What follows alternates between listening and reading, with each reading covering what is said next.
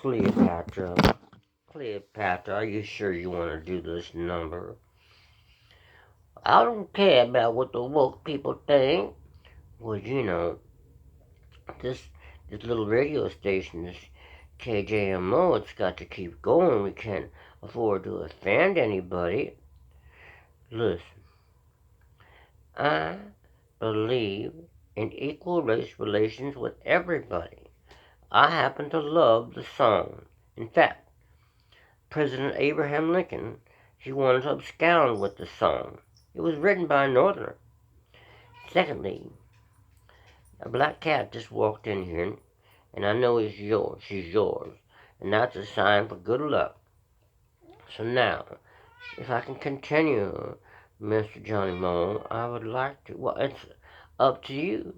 But them woke people are going to have something to say. Maybe if anybody bothers to hear this. Let me just do.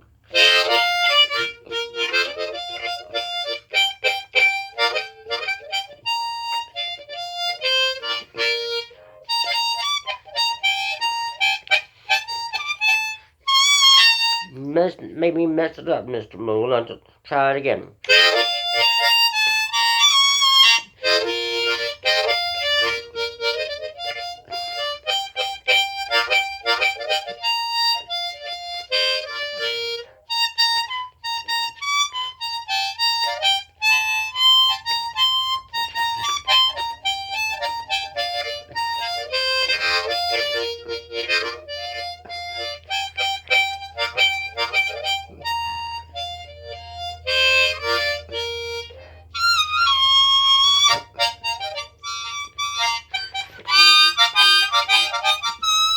Yeah, it's not quite the way it goes, Cleopatra. Let me try my hand at it.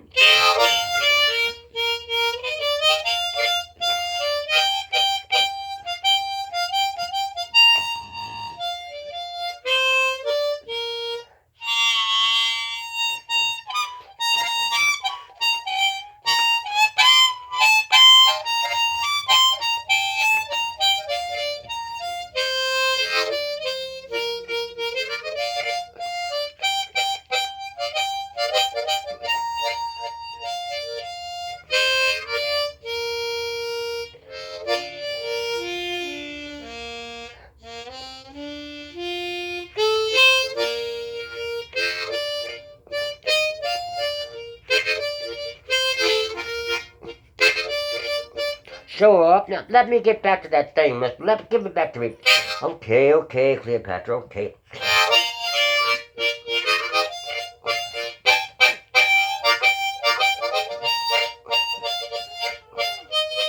That's not the way it goes, Cleopatra. Let me add it again, then.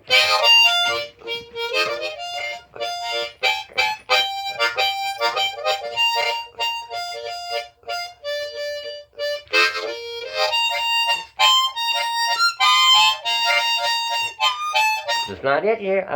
Let me add it, I don't care what you say. I want to make it my own.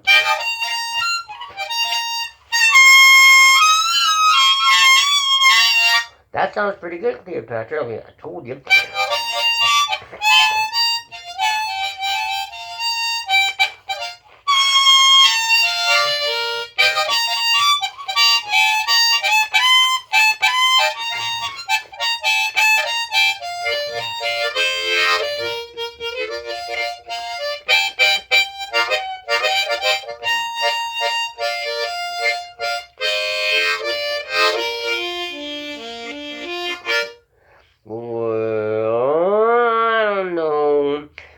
About you either, Mr. Mo, because you didn't got it right exactly either. Well, we both need to practice it more, I suppose. But let me tell you, Cleopatra, the first time I ever heard this song, Dixie, we're talking about, of course, was when I was living in Falls Church, Virginia, outside of the town on Lake Barcroft, and we had neighbors, Colonel Saylor and his family, and their son Hank and Lisa. First people I ever remembered, and they also had a man working for them named Jump. Now, Jump was a black man from further out in the country in Virginia. Now, that is the first honest-to-God man of color that I remember, and that it's not saying that's right or wrong. It's just a fact. Man's name was Jump. Obviously he had another name, but we knew him as Jump. Now that's a little bit sad, but we're talking about the late 50s, early 60s. Anyway, they had a player piano. And Lord have mercy, they had all these guys. Colonel Sailor, he was from Kentucky. And his wife was from Texas, Mrs. Sailor. And they had this player piano. And it was a whole lot easier for me as a kid, though my dad was a fine piano player himself, and he played all kinds of different stuff. He was a photographer and a piano player. He played all kinds of cool stuff. But it was easier as a kid, taking lessons. Well, I could slide over to the Sailors, and they had a player piano, and you just take your feet and go up and down the pedals and everything. And they had all these turn of the century ragtime type songs and all kinds of cool stuff. But they also had Dixie, as well as plenty of Southern. They were big time Southern sympathizers. In fact, I was born in Washington, D.C., and maybe, I don't know if I mentioned this on another broadcast or not. Cleopatra, do you remember? I can't say I do. Well, I'll try to remember.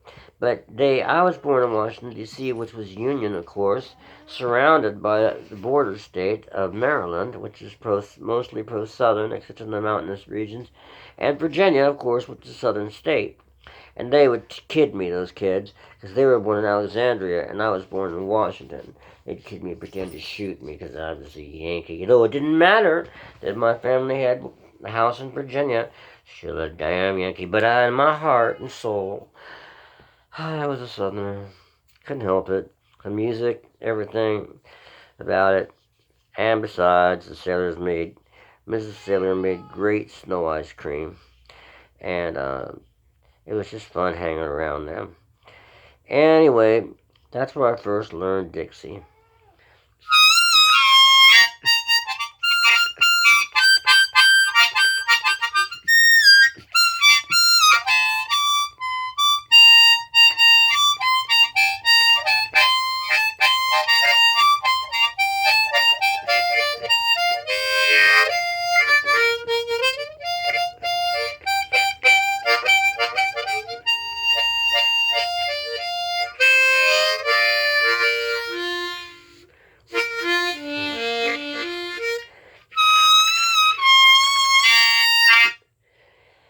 Oh, Lord have mercy.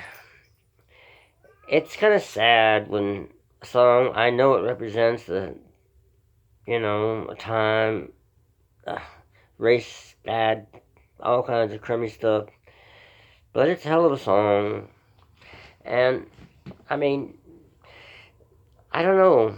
I'm no expert on any of this stuff. All I know is that I get along with people because I like them. I don't give a goddamn what color they are. I never have. And that is what I remember taking away from Mr. Jump and the lady that worked for us, Evelyn, who was my dad and mom were both working, and Evelyn came over to help us out at the house, and then she helped at the studio, Miss Evelyn Divers, my dad's photography studio, and these people, it didn't make any difference what color they were, cared. They were just good people. And it's a sad state of affairs when people really, really and truly, how can you possibly be that stupid? How can you possibly be that fucking stupid as to think, oh, this is not a good person because the color of his skin or her skin is a little bit darker or a little bit lighter. I mean, truly, only a moron would think that. But who's to say there's not lots of morons around? Okay, I'll just say thank you to Cleopatra Des Moines for your encouragement and your help. Sure, Mr. Mo, every time. I'm glad to have my friend Cleopatra Des Moines hanging out with me today and helping. Sure not.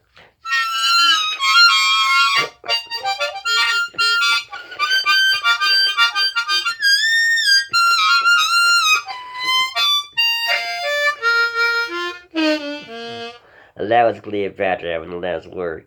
Miss Cleopatra Des Moines, everybody, let's give her a big hand. Yay! Oh, don't make a big thing of it, Mr. Jonny Mo all the time. That's okay, Cleopatra. You deserve it. You're just one hellacious woman, and I love you so.